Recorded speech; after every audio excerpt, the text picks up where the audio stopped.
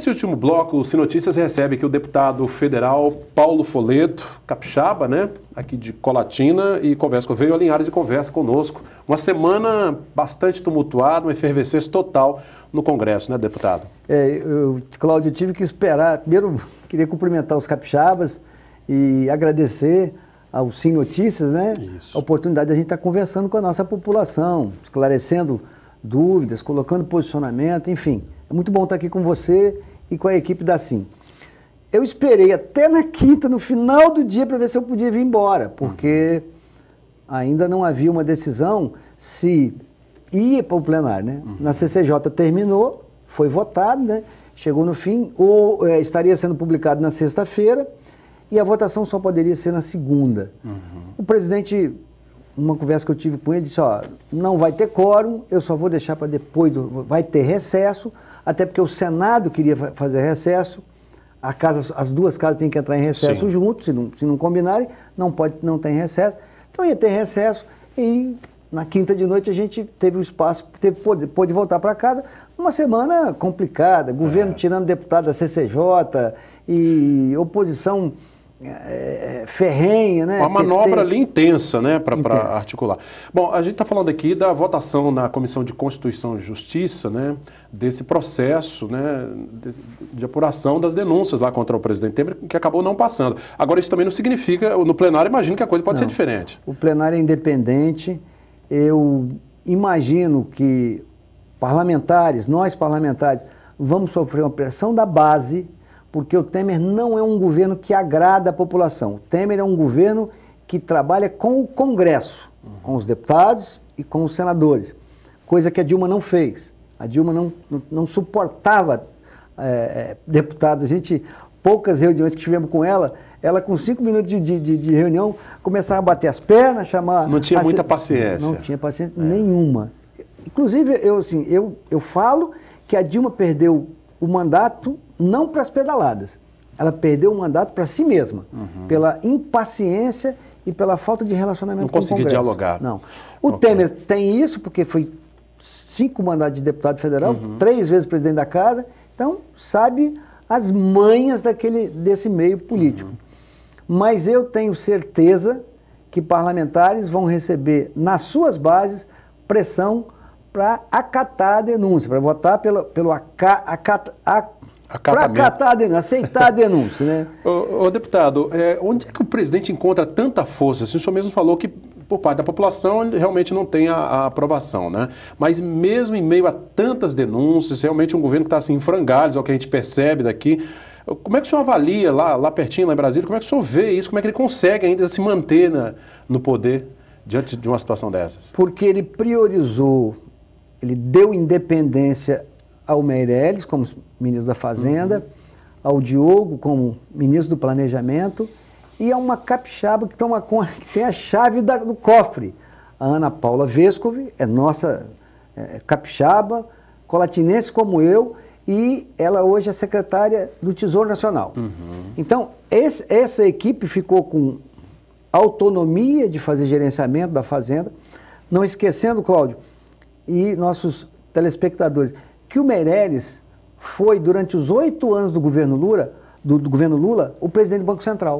Estabilizou a parte financeira do governo Lula. Por isso é que o Lula fez um governo voltado para programas sociais e que tem o sucesso que teve, né? Claro que estou separando a administração com o problema da roubalheira, né? Depois que foi descoberto esse monte de envolvimento em roubo, aí já é outra coisa, aí já complica a coisa. Na opinião do senhor, o que seria melhor para nós e o que é possível, o que pode acontecer, que nós estamos aí há 1 ano e meio das próximas eleições? O presidente Temer consegue se manter até lá? O que vai acontecer nos próximos meses? A população está muito aflita, né?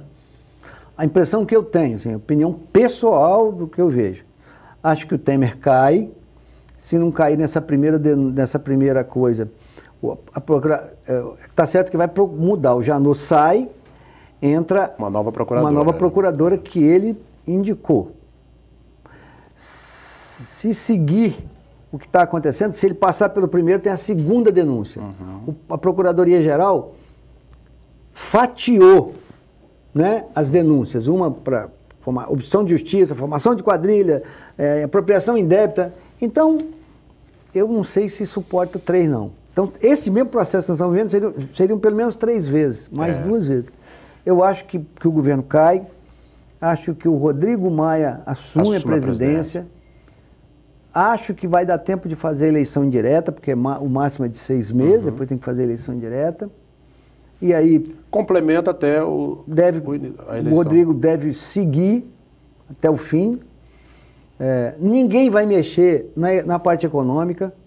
Esse grupo que eu falei, Meirelles, Diogo... Essa estrutura continuaria. Essa estrutura vai continuar com quem estiver lá. Por quê? Porque está dando um cenário de melhora para o ano que vem. Esse ano ainda a gente vai... mas o ano que vem já tem um cenário de melhora da economia, organização da economia, diminuição de gasto, que o Brasil sempre foi um Estado, não é palavrão não, hein? Perdulário. Perdulário é quem gasta mais do que ganha. Está sempre gastando mais. Está sempre gastando mais. Então nós éramos assim, agora nós temos uma chamada PEC do teto que limita o gasto. Tem que botar mais na saúde, tem que economizar, fazer melhor gestão e tirar de outro lugar. Deputado, nós tivemos também recentemente, nessa semana, movimentou lá em Brasília a votação e passou no Senado, né, depois de muita negociação, a reforma trabalhista. O senhor, inclusive, na Câmara votou favorável. 5 deputados da bancada capixaba votaram pelo sim e 5 pelo não. Eu queria que o senhor justificasse seu voto. O senhor acha que realmente é um avanço essa reforma? A lei trabalhista, o conjunto das nossas leis trabalhistas, é de 1947. 70 anos. Está fazendo 70 anos. Que mundo que nós tínhamos na década de 50, lá atrás? No século XX, mas lá atrás. No início. No início do século, na metade do século XX. Era assim, não tinha computador, não tinha televisão digital, era outro mundo. Era um mundo que trabalhava a parte industrial. Hoje, uma das grandes condições de empregabilidade é a prestação de serviço, que naquela época ninguém utilizava o serviço das pessoas. Então, foi crescendo a nossa sociedade. Não sei se melhorou, se piorou, não. Eu tenho minhas dúvidas, né? A vida ficou muito agitada, o estresse chegou nas pessoas, mas era um outro mundo. O senhor acha que isso hoje pode ser corrigido com essa reforma? Olha só, os países asiáticos, as grandes economias, a Coreia, Japão, China, tem um outro modelo de prestação de serviço. Nós não tiramos direito trabalhista. O servidor público, eu sou servidor público do Ministério da Saúde, sou médico do Ministério da Saúde. Eu tenho direito de fatiar minhas férias. O trabalhador comum, vou falar servidor que eu não gosto desse termo, o trabalhador normal, colaborador normal, ele tinha que tirar 30 dias. E se ele quisesse aproveitar em julho e tirar 15 dias junto com a mulher e o filho que está em férias da escola? Ele não tinha esse direito, agora ele tem. Ninguém tirou fundo de garantia de ninguém, não. Tem uma flexibilização de você poder trabalhar em casa, de você poder trabalhar por hora. Vou dar um exemplo simples. Garçom. A maioria dos garçons que nos atendem quando a gente vai nessas festas aí, são pessoas que têm uma outra vinculação trabalhista. Ele não podia receber nada pelas 6 horas que ele trabalha no final de semana. Hoje, você pode botar isso na carteira direitinho, fazer um acordo com o patrão. O acordado sobre os legislados já faz parte da economia mundial. Entendi. Nós perdemos competitividade. Quer um exemplo? O polo de confecções do Espírito Santo, quer seja de Colatina, quer seja da Glória, quer seja de Linhares, praticamente Nossa Senhora da Penha, São Gabriel da Palha. São Gabriel. Quebrou todo mundo. A China faz uma calça jeans e vende na nossa porta mais barato do que o nosso produto. Não dá para competir, né? Não dá. Então, se a gente não mudar a legislação, não tirou direito não, gente. Houve um impacto na veia sindical. Quando acaba a obrigação de você recolher o imposto sindical, os sindicatos berraram. Amigo Cláudio, amigos que nos assistem, o Brasil tem 17 mil sindicatos. O Reino Unido todo, Inglaterra, País de Gales e Escócia, tá certo, só 60 milhões de habitantes, 300. A Argentina, tá bom, 50 milhões de habitantes, 160. A diferença é gritante. Carta sindical no Brasil virou até negócio. Muito bem, nós estamos conversando com o deputado Paulo Folletto, do PSB. Deputado, só para a gente finalizar, o senhor também faz parte, é coordenador da Comissão Externa de Rompimento das Barragens de Fundão, lá em Mariana, esse desastre, que até hoje a gente está aí com os efeitos dele, né? Como é que está a agenda desse processo aí? A fundação que foi constituída para fazer a indenização, né, para pagar pelo que aconteceu, está aí começando a trabalhar, esteve lá em Colatina, deve ter estado aqui em Linhares, se apresentando para os prestadores, para quem possa prestar serviço para a recuperação ambiental e para a questão da água. Nós mantivemos a nossa comissão aberta, o presidente era o hoje ministro do Meio Ambiente, né, o Zequinha Sarney. Ele terminou, fez um relatório rápido, porque ele estava para ir para o Ministério, aí queria encerrar com o relatório final. Falei, não, vamos deixar a comissão aberta para ela servir de caixa de ressonância da sociedade, capixaba, mineira, o que quer que seja. O Ministério Público tem muitos questionamentos que foram feitos no acordo final, dos quais participaram o governo de Minas, o governo do Espírito Santo e o governo federal, e a própria fundação, e a própria empresa, na figura da Vale do Rio Doce e da outra sócia, que é a australiana. A BHP. É BHP e Billiton, então eles são só 50% cada um. Ninguém quer que a Samarco acabe, porque ela é importante, ela é fonte geradora de empregos e impostos, né? Além de produzir um produto que a gente gostaria que fosse aço pronto, mas ela produz pelota de aço para mandar para ser processado fora. Na China, no Japão, na Coreia. Mas a gente está lá com a comissão aberta, estamos dialogando, eu tenho daqui a uma semana uma conversa com a Renova para saber como é que estão indo as coisas, né? Tem muita queixa. Teve algumas pessoas que não souberam, tá entendendo? Teve muita gente que migrou para os polos de pescaria, Mascarenhas, Colatina tem pescador, e quis virar pescador do dia para a noite para receber indenização. Então, assim, também tem que ter uma avaliação feita pelo serviço social das prefeituras, da própria fundação. Então, nós estamos trabalhando também com eles, mas para defender a nossa comunidade. Você vê regência. Né? O sofrimento de regência, a economia de regência praticamente acabou.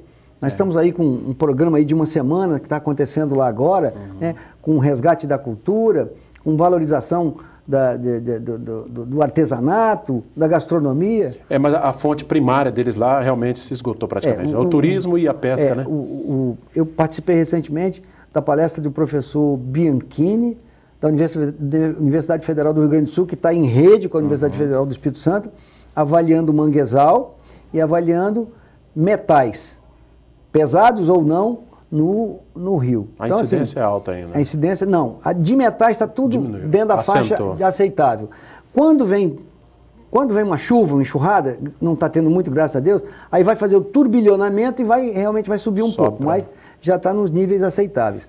Não se sabe ainda o que aconteceu no peixe, porque o peixe pode ter acumulado metal dentro do músculo dele, da posta que a gente come na moqueca, então frita. Os estudos, né, ao longo prazo. Estão fazendo os estudos e nós vamos ter resultado logo, logo. Perfeito. Deputado federal Paulo Folleto, da bancada capixaba, representa o Espírito Santo também lá em Brasília, fazendo todo um panorama aí da movimentação da semana lá em Brasília e falando também sobre a sua atuação nessa comissão externa de rompimento da barragem de Fundão em Mariana. Deputado, obrigado pela presença, viu? Eu que agradeço a oportunidade, não esquecendo que a gente está aqui também fazendo uma visita junto com os nossos amigos aqui de Linhares, e logo já está empenhado uma emenda de 500 mil para uma recuperação do posto de saúde lá do bairro Interlagos aqui de Linhares. É isso mesmo. Bacana. Tá aí. Obrigado mais uma vez pela presença. Ok. Você de Vitória, que nos acompanha pelo canal 20 via RCA, obrigado pela sua audiência. O pessoal de Linhares e toda a região continua interagindo, deixando um recadinho no nosso canal no facebook.com/TVC Linhares. Para rever essa entrevista, acesse o nosso canal direto no YouTube. O telefone de contato também está aí, 3373-2000. Obrigado pela sua audiência, até o nosso próximo encontro. Sim Notícias, Linhares se vê aqui.